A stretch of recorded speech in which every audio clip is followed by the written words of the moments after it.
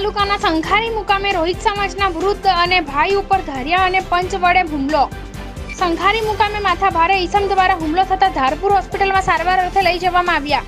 પંચ અને ધારિયાના ઘા વડે મુસ્લિમ સમાજના માથા ભારે ઈસમો દ્વારા હુમલો થતા ધારપુર સારવાર અર્થે ખસેડવામાં આવ્યા। હજુ સુધી પોલીસ ફરિયાદ ન નોંધાતા પોલીસ નિષ્ક્રિય કામગીરી અંગે ઉઠ્યા સવાલ। રોહિત સમાજ દ્વારા રોષ જોવા મળ્યો। પ્રાપ્ત વિગતો અનુસાર વાત કરવામાં આવે તો પાટણ તાલુકાના સંખારી મુકામે હસમુખભાઈ તેમજ તેમના ભાઈ નારણભાઈ પર મુસ્લિમ સમાજ દ્વારા આક્રોશી ધનુની અને માથાભારે ઈસમો જાતિ વિશે અપમાનિત કરતા મા બેન સામે વિશે ભૂંડી ગાળો બોલતા ઈસમ મકબૂલ ઇસ્માઇલભાઈ તેમજ સલીમભાઈ ઇસ્માઇલભાઈ તેમજ ઉસ્માનભાઈ અલી મિયા દ્વારા પંચશીલ અને ધારિયાનો ઘા મારતા રોહિત સમાજના બંને ભાઈઓ ઘાયલ થતા ધારપુર 108 દ્વારા લઈ જવામાં આવ્યા હતા।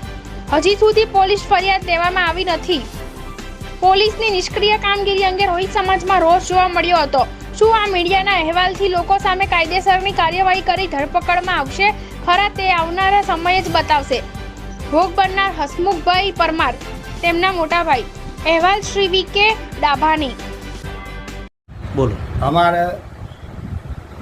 અમે રહીએ છીએ એની બાજુમાં ગૌચર જમીન પડેલી છે, એમાં બહારના માણસો લાવે અને એ રહે અને અમારી જે પાણીની પાઇપ નીકળતી હતી એમાંથી કોઈ બીજી પાઇપ જાય એમાંથી થોડી પાણી લઈ શકો છો।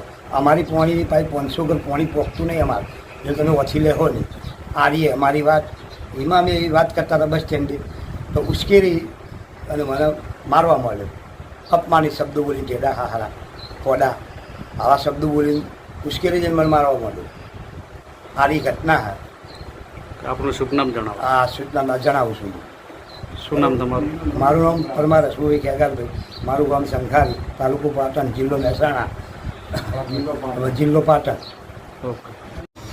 આ અમારે જે ઘટના બની એની કોઈ કાર્યવાહી હજુ થઈ નથી। બસ સ્ટેન્ડે બાલ લડ્યા, એની કોઈ કાર્યવાહી થઈ નહીં।